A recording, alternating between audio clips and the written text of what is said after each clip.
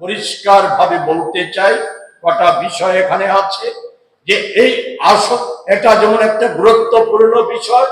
আমরা এখান থেকে দাবি করছি আমাদের সর্বভারতীয় সভাপতি গত 24শে মার্চ কিরণ রিজিজু কেন্দ্রমন্ত্রী ওনার কাছে চিঠি লিখে যাতে অন্যান্য সব কয়টা বিরোধী দল তারাও স্বাক্ষর করেছে যে না, আগে আলোচনা করতে হবে, কিন্তু আলোচনা কর্ণপাত করছে না। স্বৈরাচারী ফ্যাসিস্টদের ধর্মই হচ্ছে এটা।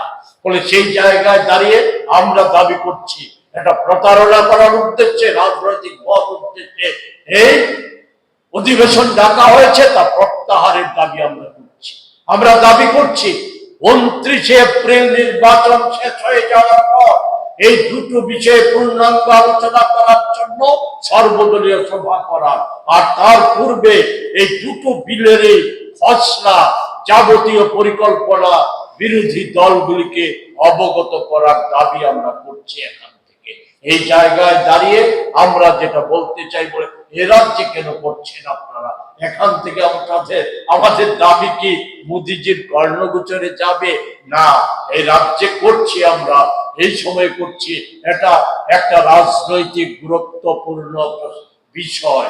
আমরা জানি যেভাবে শুধু 2 মিনিট চেয়ে নিচ্ছি, এই যে মহিলা সংরক্ষণ বিল কার্যকরী করবে, আমাদের কাছে যতটা খবর সেটা হচ্ছে সংসদের 50% আসন বৃদ্ধির ফলে বর্তমানে যে 545টা আসন, এটা বেড়ে হবে 816টা আসন। এটা প্রধানত বাড়বে কোন রাজ্যগুলিতে বেশি মাত্রায়? উত্তরপ্রদেশ, মধ্যপ্রদেশ, রাজস্থান, গুজরাট, এই কটি রাজ্যে প্রধানত বাড়বে। তুলনামূলকভাবে কম বাড়বে দক্ষিণের সব রাজ্য, অন্ধ্র, তামিলনাড়ু, কর্ণাটক, কেরল, তেলেঙ্গানা, পশ্চিম ভারত, পূর্ব ভারতের সব রাজ্যে তুলনামূলকভাবে কমবে। এতে রাজনৈতিক প্রশাসনিক বৈষম্য দেখা দেবে, বাড়বে। এবং বিশেষজ্ঞরা বলছেন এবং সকলেই জানেন যে বর্তমান পার্লামেন্ট, সংসদ, তার সময়সীমা যেমন দিনকে দিন কমিয়ে আসছে বিজেপির সময়ে, আর আলোচনা তো হয়ই না। জনস্বার্থে আলোচনা শুরু হলে শাসক দল এনডিএ জোটের এমপিরা তারা ওই হট্টগোল নিজেরা, সরকার পক্ষ নিজেরা তৈরি করে সংসদকে ভণ্ডুল করে দিচ্ছে।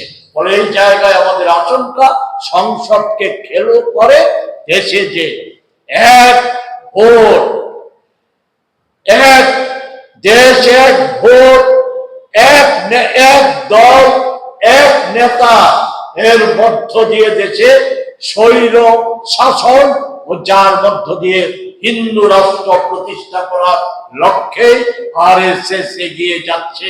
বাকি বিষয় এখানে উল্লেখ করা আছে, আমি সেগুলি উল্লেখ করতে চাইছি না। আমি বলছি আমাদের যে প্রেস নোটটা, এই প্রেস নোটটা আপনারা